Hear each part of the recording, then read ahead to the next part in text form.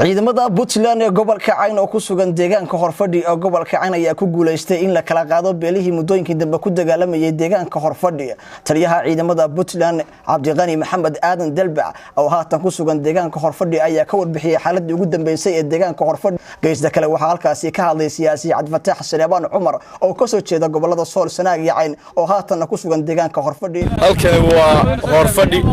waa halkii ay ka dhacday shaqaaqadii ku dhaxmartay labadii beelood ee walaalaha ahaa ayaan halkan saaka waxa noo hirgalay labadii beelood ee walaalaha ahaa halkan ay ku dhaxmartay shaqaaqadii xumeed inaanu kala rarno haddana hawsheeda waan sii qabsan doonaa haddii aan loo hidmo wixii qabya ee noo harsan waan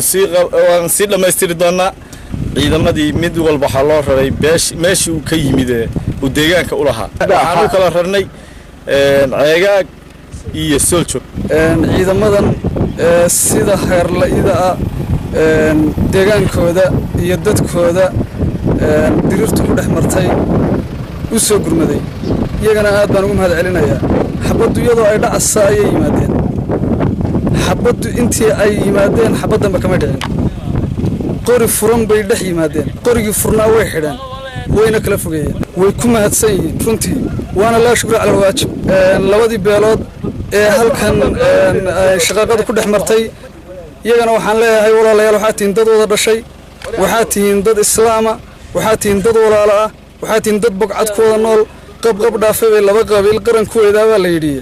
idinkuna waxaan idin leeyahay war qarannimadiina hawaayina Xuseen Xasan Cabdi telefishinka caalamiga ah Home Cable degmada Horfadhi ee gobolka Cayn.